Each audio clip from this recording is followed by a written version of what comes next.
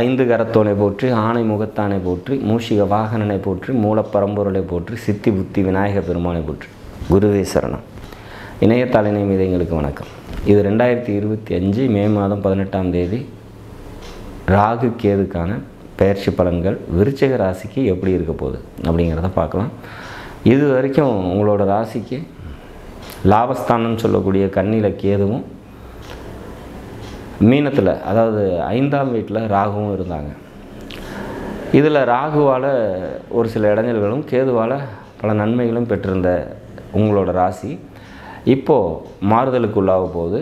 சிம்மத்துக்கு, அதாவது உங்களோட ராசிக்கு 10ஆம் வீடுன்னு சொல்லக்கூடிய சிம்மத்துக்கு கேதுவும், உங்களோட ராசிக்கு 4ஆம் வீடு அப்படின்னு சொல்லக்கூடிய கும்ப ராசிக்கும் பார்த்திங்கனாக்கா பெயர்ச்சி ஆகிறாங்க வர மே மாதம் 18ஆம் நாள் திருக்கணித பஞ்சாங்கப்படி. சரி, இது எந்த மாதிரியான மாற்றத்தை தரும்? 10ல் ஒரு பாம்பாவது பாவியாவது இருக்கணும் அப்படின்னு சொல்லி ஜோதிட விதி சொல்லுது. அப்படி அந்த வகையில் 10ஆம் வீட்டில் ஒரு கேது என்ட்ராகிறது பார்த்திங்கன்னா சிறப்பு அப்படிங்கிறத சொல்லலாம். சொந்த தொழில் செய்கிறவங்களுக்கு ஒரு சில மாற்றங்கள் ஏற்படுறதுக்கான வாய்ப்புகள் உண்டு. மற்றபடி பொருளாதாரம் சம்மந்தப்பட்ட உயர்வு கடுமையான உழைப்பின் மூலம் நிச்சயமாக ஏற்படும் விருச்சிகத்தை பொறுத்த வரைக்கும் அப்படிங்கிற மாதிரியான ஒரு விஷயம். ராகு 4ல் உட்கார்றார். அப்போ படிச்சுட்டு இருக்கிறவங்க கூடுதல் கவனத்தோடு படிக்கணும் அப்படிங்கிற மாதிரியான விஷயம். வண்டி, வீடு, சொத்து இது தொடர்பான விஷயங்கள் கையாளும் போது கூடுதல் கவனத்தோடு இருக்கும். 4ஆம் பாவகம் பார்த்திங்கன்னா தாயாரை குறிக்கக்கூடிய பாவகம். அதில் ராகு உட்கார்றது தாயாரோட உடல்நிலையில் கூடுதல் கவனத்தோடு இருந்துக்கணும். வீடு, சொத்து சம்மந்தப்பட்ட விஷயத்தில் ஏதாவது மாற்றங்கள் செய்கிறீங்க, இல்லை எதாவது புது ஒன்று விற்று ஒன்று வாங்குறீங்க, இல்லை ஏதாவது சம்மந்தப்படுறீங்க அப்படின்னா அதிலெல்லாம் கூடுதல் கவனத்தோடு இருந்துக்கிறது சிறப்பை தரும் அப்படிங்கிற மாதிரியான ஒரு விஷயம். சரி, இந்த கேது 10ல் இருக்கிறது நன்மையை தருமா அப்படின்னாக்கா கண்டிப்பாக பல நன்மைகளை தரும். ஆன்மீக ரீதியான முன்னேற்றங்களை தரும். ஆன்மீக சம்மந்தப்பட்ட விஷயங்களை கூடுதல் ஈடுபாட்டத்தை ஏற்படுத்தி கொடுக்கும் அப்படிங்கிற மாதிரியான ஒரு விஷயம் கேது அங்கே இருக்கிறது. 10ல் ஒரு கிரகம் நின்றுச்சு, 2 கிரகம் நின்றுச்சு, 3 கிரகம் நின்றுச்சுன்னா அவன் ஞானி, தவசி, யோகின்னு சொல்கிறான். அந்த வகையில் ஒரு பாவ கிரகம் 10ல் போய் நிற்கிறது பல நன்மைகளை தரக்கூடிய விதத்தில் அமைந்தே தீரும் அப்படிங்கிற மாதிரியான ஒரு விஷயம்.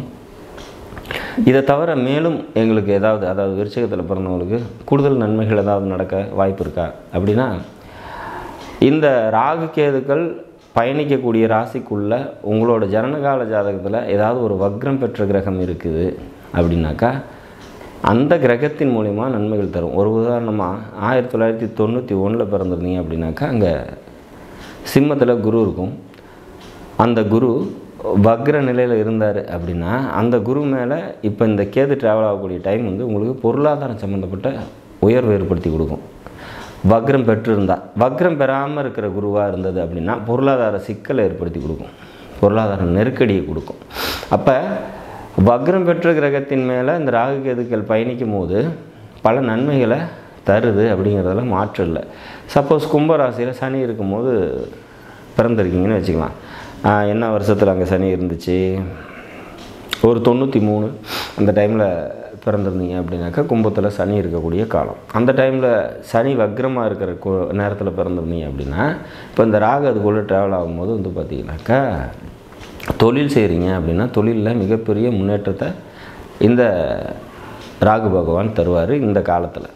அப்போ பாவகிரகம்னு சொல்லக்கூடிய இந்த ராகு கேதுக்கள் தீமைகளே தான் தரும் அப்படிங்கிற மாதிரியான விஷயத்துக்குள்ளே நம்ம போயிடக்கூடாது. 4ஆம் இடத்த சுகஸ்தானத்தில் பாம்பு கிரகம் வந்துருச்சு அப்படின்னா பரதேசம் போவான், சுகபோக வாழ்க்கை இருக்காது, வண்டி, மனம், வீடு, சொத்து இது சம்மந்தப்பட்ட பிரச்சனைகள்லாம் வருங்கிறதெல்லாம் நிஜம்தான்.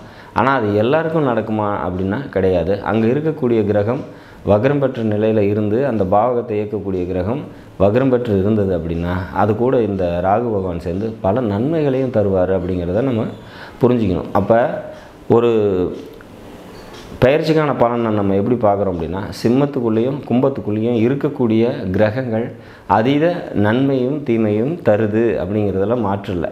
அதே மாதிரி இந்த இடத்துல இந்த கும்பத்துக்குள்ளேயும் சிம்மத்துக்குள்ளேயும் வக்ரம் பெறாத ஏதாவது கிரகங்கள் இருந்ததுன்னா அந்த கிரக ரீதியான பாதிப்புகளும் நமக்கு உண்டு அப்படிங்கிறதையும் புரிஞ்சுக்கணும். ஸோ எப்போவுமே வக்ர நிலையில் இயங்கக்கூடிய ராகு கேதுகள் இன்னொரு வக்ரம் பெற்ற கிரகத்தோடு ட்ராவல் ஆகும்போது அதன் வழியே பல நன்மைகளை உங்களுக்கு தரும் அப்படிங்கிற மாதிரியான ஒரு அமைப்பு. கிரகமே இல்லை இந்த ராசிக்குள்ளே அப்படின்னாலும் இந்த பெயர்ச்சி வந்து பார்த்திங்கனாக்கா உங்களுக்கு கேதுனால நன்மைகளும் ராகுவினால ஒரு சில தீமைகளும் இருக்குது.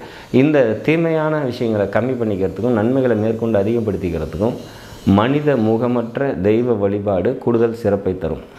விநாயகர் வழிபாடு, பிரித்யங்கரா தேவி வழிபாடு, ஆஞ்சநேயர் வழிபாடு, நரசிம்மர் வழிபாடு, இந்த மாதிரி தெய்வங்களை வழிபாடு பண்ணும்போது இந்த ராகு கேதுக்கள் மேற்கொண்டு உங்களுக்கு அதிக நன்மைகளை தருவாங்க அப்படிங்கிற மாதிரியான ஒரு விஷயம்தான்.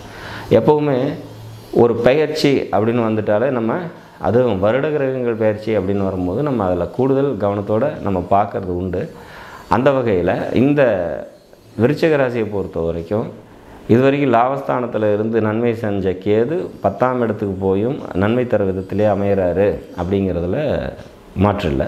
ஆனால் இந்த பக்கம் 5ல் இருந்து தீமைகளை செஞ்சிகிட்டு இருந்த ராகு மறுபடியும் 4ஆம் இடத்துக்கும் வராது. அந்த 4ஆம் பாவகம் சுகபோகம், கம்ஃபர்ட் ஜோனு, படிச்சுட்டு இருக்கவங்களுக்கு படிப்பு, தாயார், வண்டி, வீடு, சொத்து இது சம்மந்தப்பட்ட விஷயங்களில் கூடுதல் கவனத்தோடு இருந்துக்கிறது சிறப்பு. மொத்தத்தில் இந்த ராகு கேது பயிற்சிகள் விருச்சிக ராசிக்கு ஒரு சுமாரான நற்பலன்களை தந்தே தீரும் அப்படிங்கிறதுல மாற்று இல்லை.